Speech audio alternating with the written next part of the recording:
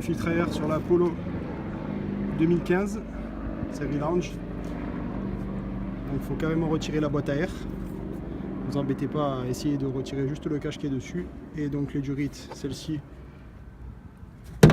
qui se trouve ici. Voilà, vous retirez donc le boîtier à air qui est retenu par des petits clips. Voilà. Et en dessous, donc il y a deux vis qu'il faut dévisser pour accéder au filtre à air. Voilà, donc une fois que vous avez remis en place le filtre à air dans son boîtier, vous vissez ces deux petites vis qui vous permettent d'accéder au filtre. On va replacer le boîtier ici en branchant cette durite et cette durite à cet endroit. Donc juste une petite précision, donc voilà, il vient se placer ici le boîtier, ici et là. Surtout bien le clipser avant de remettre les durites dessus. Voilà, donc une petite précision au moment où vous voulez retirer la boîte à air. Moi j'utilise la pince pour désolidariser donc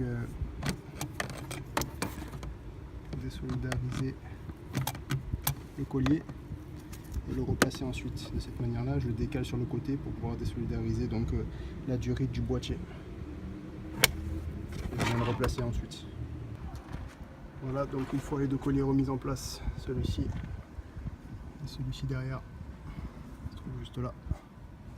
Petit difficile à voir, voilà, il se trouve là derrière. Pour une vue d'ensemble, on peut continuer à replacer la petite durite ici là, sur le boîtier.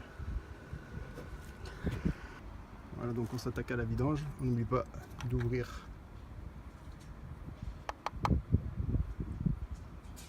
ici. Donc en dessous. Donc en dessous, on enlève le cache carter qui se situe là derrière. Et surtout, donc on vient défaire au niveau du bouchon qui se trouve juste ici. Vous avez la petite goutte donc qui se trouve derrière, on ne demande surtout pas ça. D'accord, sinon l'huile va couler par là.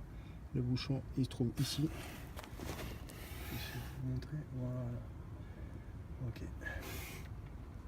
Et donc la cartouche fille qui est directement accessible sur le carter. Et on va la démonter.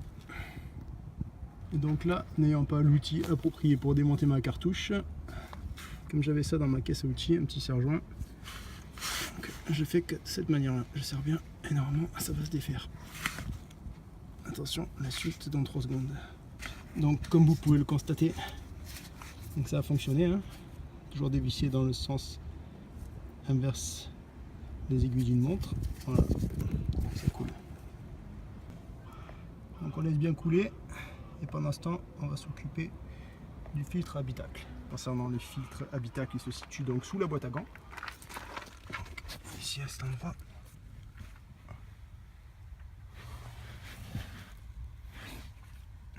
Avec un petit peu de lumière, c'est un peu mieux. Donc ici c'est pas trop mal fait. Vous avez deux coulissants en plastique, ce qui permet d'enlever la partie basse de la boîte. Filtre à particules qui se situe là. Donc bien sûr on nettoie tout ce qui peut salir le filtre. Ensuite on retire le filtre. Bien dégueulasse. On le jette. On nettoie pas, on le jette. On le remplace. On vient remplacer les nouveaux dans le même sens. Une fois qu'il est dedans, on n'a plus qu'à le faire coulisser. Et on vient replacer son cache en dessous. Voilà, une fois que c'est terminé, on s'assure de bien replacer les coulissants à leur endroit d'origine pour éviter donc, au cache de laisser partir le filtre. Donc, il n'y a pratiquement plus d'huile, on vient remplacer le filtre.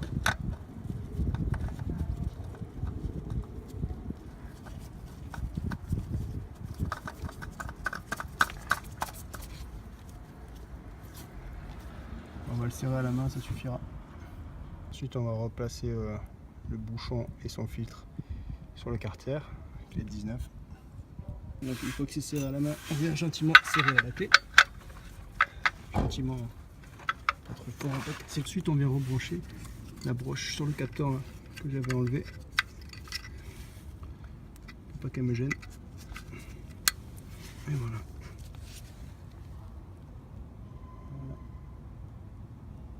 C'est terminé pour la vidange. Il ne reste plus qu'à replacer le cache en plastique.